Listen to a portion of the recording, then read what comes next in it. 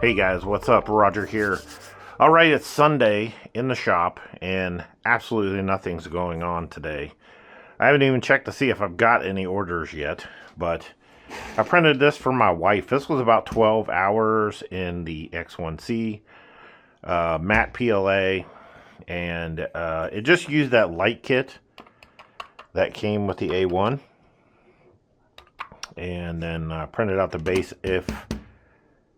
I'll find who made this model and you can go check it out. But it looks really cool when it's lit up. But probably 13 hours total to print that. And I don't know anybody in their right mind that would do such a thing to try to make the monies. I just don't see it. But yeah, so I'm trying to remember. I don't even think I've released a video yet. At the point of recording this, I haven't released a video yet that I've got the A1. I did just cut out the video where I've added the rack and kind of moved everything around. And that's the hard part when you get in the mood to create content, but then you have content scheduled. Then you end up just piling up a bunch of content.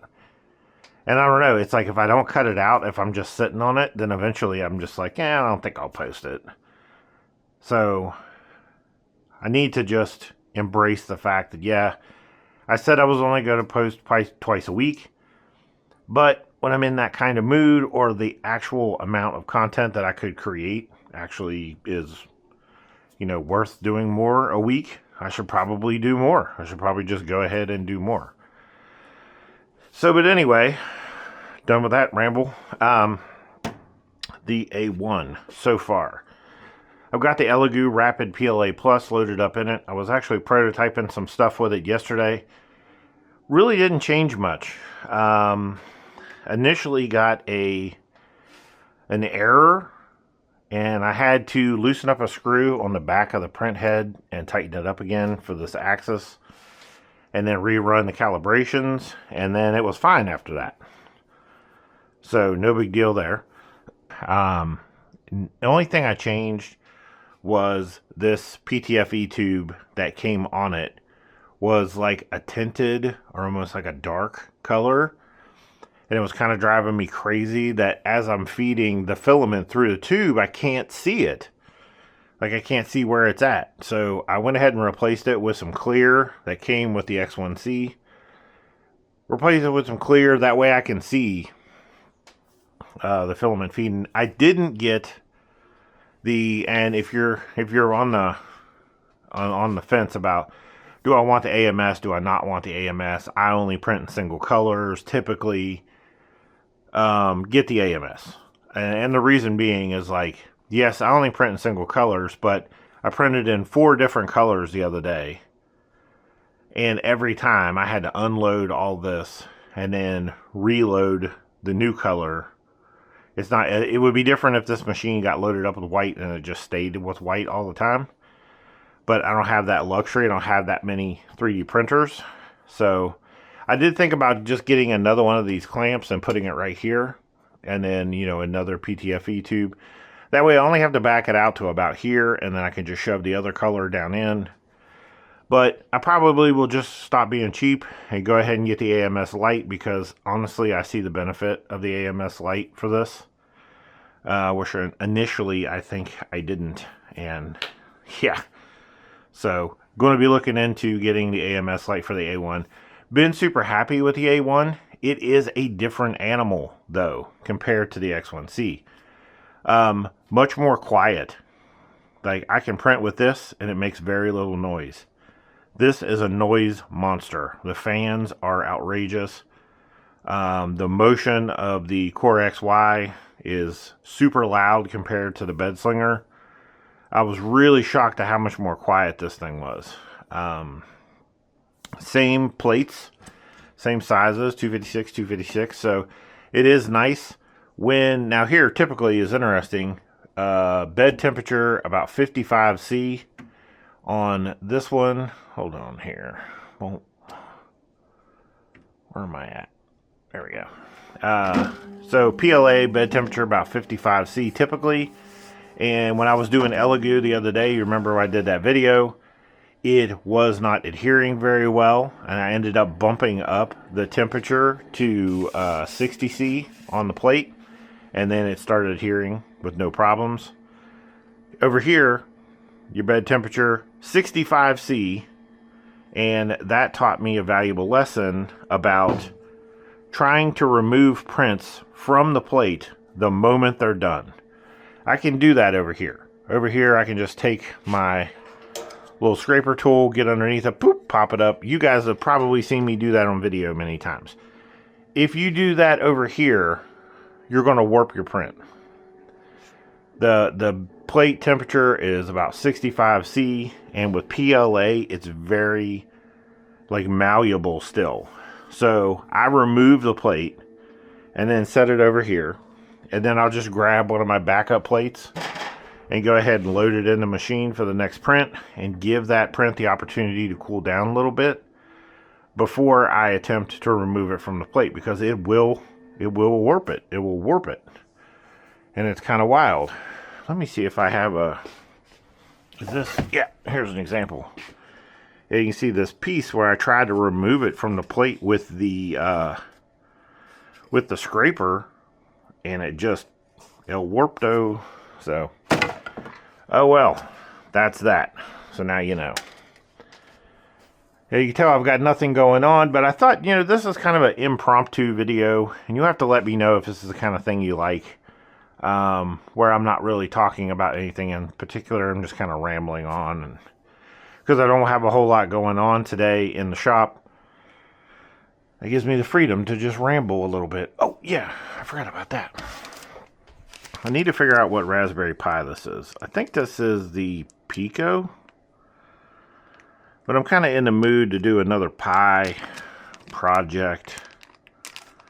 Yeah, long before I started doing YouTube videos, I've always done little projects like this. Here's a Raspberry Pi 5 in a 3D printed case.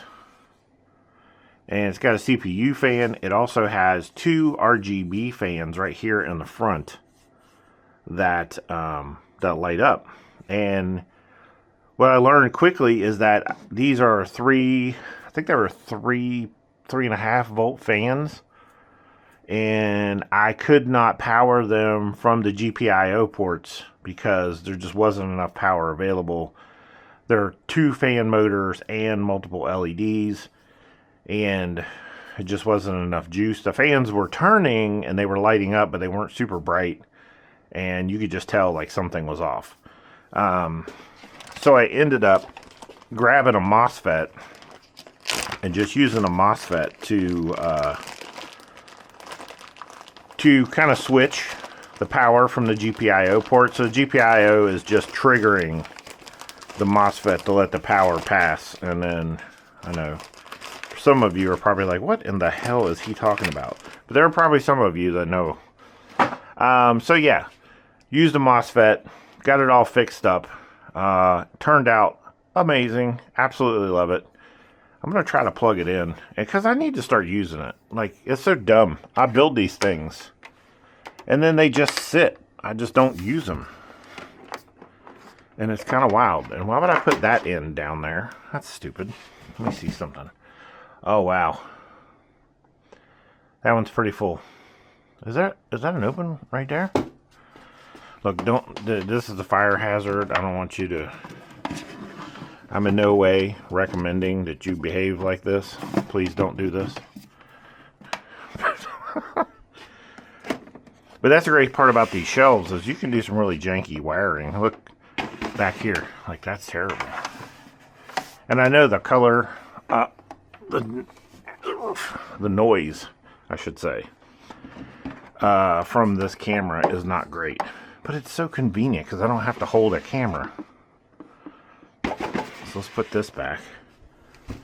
Let's put this back. And we'll just hide all this. We'll just pretend like that little fire hazard's not there. It's good now. See, it's all good. So yeah, let's plug this in. We'll get it fired up. I got the red light. Red light should turn green. It did. And then we should be seeing these two RGB fans light up in the front. There we go. And this is transparent PET G. And 2 blue RGB fans. And then you can see the transparent PET G side door. And it just turned out super neat. It just looks like a little tiny micro gaming PC.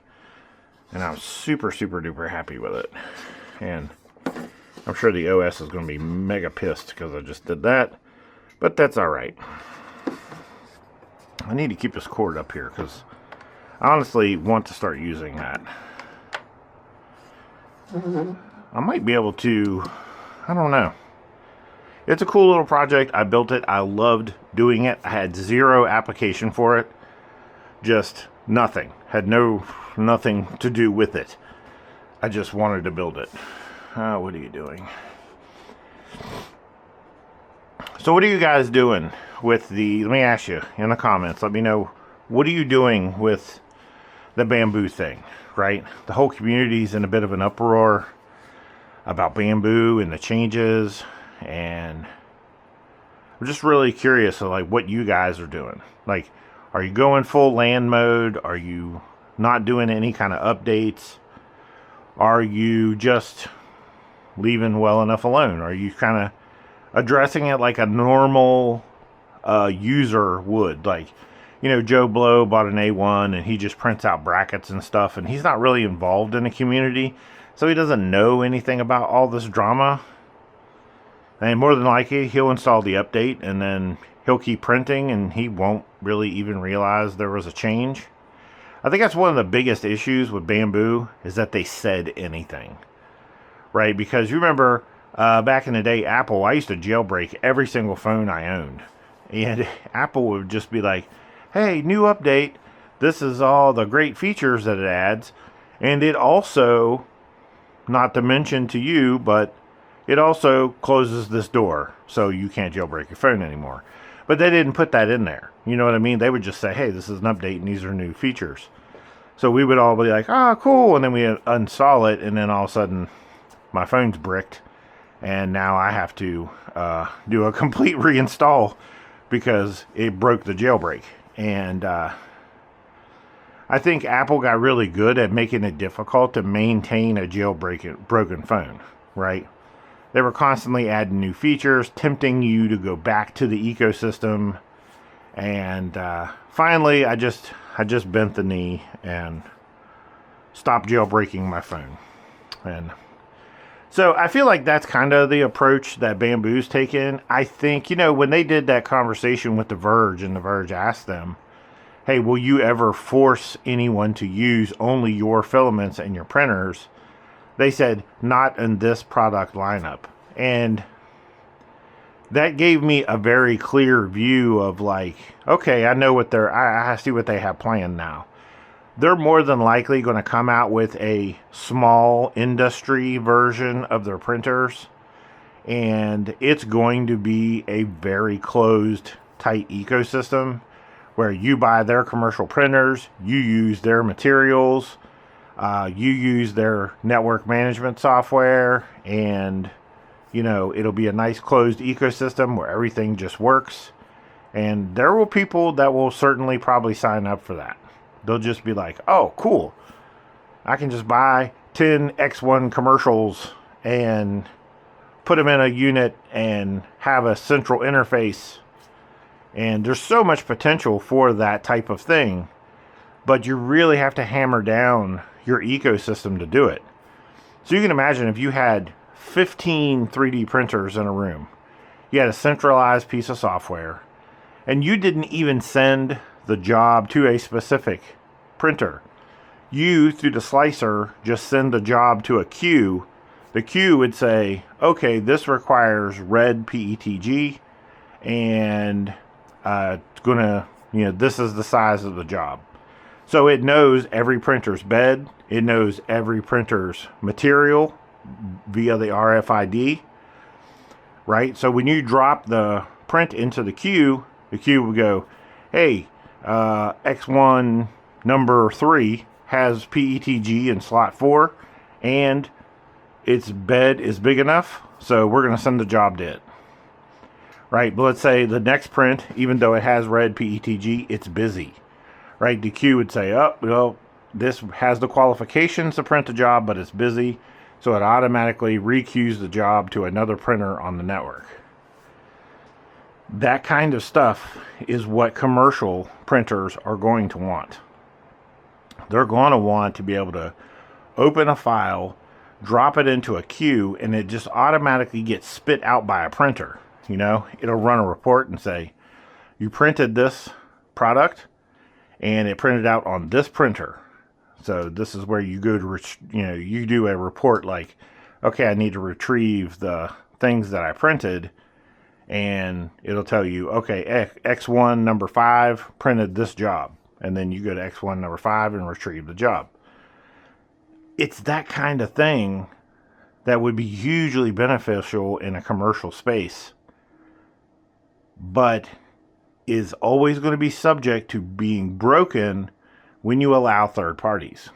So even with Orca, like, I don't know anything about the guy that is the developer for Orca. Not saying that he would do anything malicious, but I'm just saying, when you allow third parties, things happen. There could be a code problem, malformed G code, something strange could happen, right? And a company has to be responsible for what happens in their closed ecosystem. They have to say, okay, well, you know what, we allowed it and this is what happened. So, I mean, my suggestion for them is, if that's really what you're going to do, if you really intend to build a queue and be able to send print jobs to a queue and have them automatically dispatched to any number of commercial grade printers, in that queue, have some code checking built in.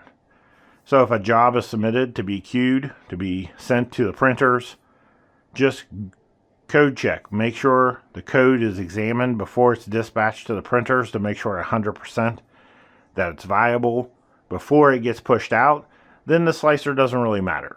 You know, as long as the job is sent not directly to the machine, but to the queue to be checked, then it can be dispatched out to multiple printers. I think people in the community, their vision's a little too narrow, so they can't see that picture of what that could possibly mean. And so that's just my perspective. I could be on a wild rant, whatever. But no, that's just my perspective on that situation. Let's see. Anything else I've got to do today? No. I have no print jobs to do right now at the moment. But it's Sunday and it's kind of chill, and I'm just like, I don't come in today until 11 and I leave at 5. And then I go, this is my day off, which is not a day off. I work 7 days a week, and I'm doing something 7 days a week. Typically 10 a.m. to 8 p.m. is where I'm here. And then Sundays, 11 to 5. And then after 5, I go out and I have dinner. And that's my weekend. It's a few hours on Sunday. That's my weekend. So today, more than likely going through some Etsy ads, shutting some stuff off because they're not really doing me any good. Been firing up some Amazon ads to see if those do any good. Probably thinning the herd on some products that I have listed online, stuff that's just not selling and there's no sense in it being there. And then, of course, product development. You know, you're always looking for the next thing. You always have to produce another thing. I have a couple very viable products that I just feel are not being marketed correctly yet. And I think that's the biggest concentration at this point, is just finding the proper way to market the products that I already have. I think they're viable and I think I can make money on them, but they have to be marketed in a certain way. All right, guys. Well, that's a crazy rant for today. I hope you enjoyed it. But nothing planned. I just wanted to hey, maybe we'll do this every Sunday. Be like the Sunday rant or the Sunday BS session or whatever. All right, guys. I'm out of here. Later.